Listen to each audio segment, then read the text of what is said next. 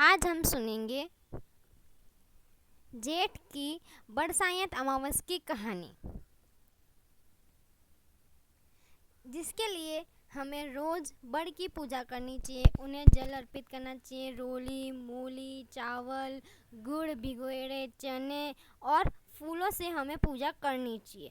हमें दक्षिणा, धूप, दीप चढ़ाने चाहिए। हमें फूलों की माला बना के पहननी चाहिए। हमें भिगोए चने और दक्षिणा के ऊपर बाइना निकाल के सास को देना चाहिए।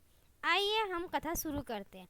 एक महाराज था जिसके कोई संतान नहीं था, तो वो बहुत दुखी रहता था। उसने पंडितों को बुला के पूछा कि मेरे कोई संतान की प्राप्ति है। पंडित ने बोला कि आपके भाग्य में एक लड़की है, लेकिन उसकी 12 उम्र में वो विधवा हो जाएगी। महाराज ने बोला कि पिता होने का तो सुख मिलेगा, हवन करवाइए। तो पंडितों ने सब ने मिलके हवन यज्ञ किया।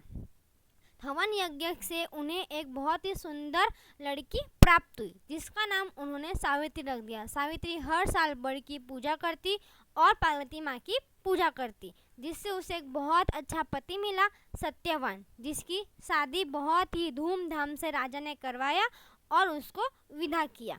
विदा करने के बाद में सावित्री अपने अंधे माँ बाप की बहुत ही सेवा करती और जो सत्यवान था वो हर रोज़ लकड़ी काटने जाता।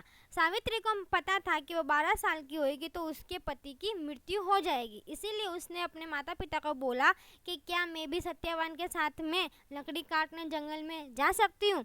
तो उसके बूढ़े बाप ने बोला कि हाँ, आप जा सकते हो। सावित्री लकड़ी काट रही थी और सत्यवान अब पेड़ की छाया के नीचे बैठा था। उसी पेड़ पे एक सांप रहता था, जिसने सत्यवान को काट लिया और सत्यवान की मृत्यु हो गई। सावित्री ने ये देखा और भाग के सत्यवान के पास गई और उसके गोद में लेके विलाप करने लगी। तभी वहाँ से शिव पार्वती गुजर रहे थे।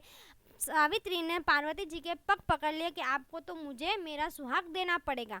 तब शिव पार्वती ने कहा कि तू सच्चे मन से और सारी सामग्रियों से वड़ की पूजा कर। तभी सावित्री ने सच्चे मन से सभी सामग्रियों को लेके वड़ की पूजा करी। वड़ के पत्तियों का अपने हार बना के पहना, जिसका कारण उसकी जो पत्तियों के हार थे वो मोतियों के हार में बदल गए। तभी वहाँ पे यमराज आए सत्यवान के प्राण लेने, तो सावित्री ने उनके पग पकड़ लिए। महाराज ने बोला कि तुम जो वरदान मांगो वो मांगो। सावित्री ने बोला कि मैं 3 वरदान मांगती हूँ। मेरे बूढ़े सास ससुर को आंखों दे दे, मेरे माता पिता के पुत्र दे दे और मेरे 100 पुत्र हो सत्यवान से। तो यमराज ने उनसे आशीर्वाद दे दिया। तब फिर जैसे ही वो सत्यवान के प्राण ले जाने लगे, सावित्री ने कहा कि महाराज आप कहाँ लेके जा रहे हो? सत्यवान को ले जाओगे तो मेरे 100 पुत्र कहाँ से होंगे?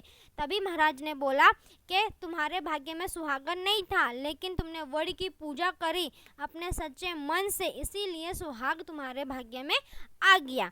हे भगवान, जहाँ वड़ सावित्री का व्रत किया, जहाँ सावित्री को सुहाग का फल दिया, सब ने दिए। कहता ने, सुनता ने, उकारो बरता ने, आपने सारे परिवार ने दिए। धन्यवाद।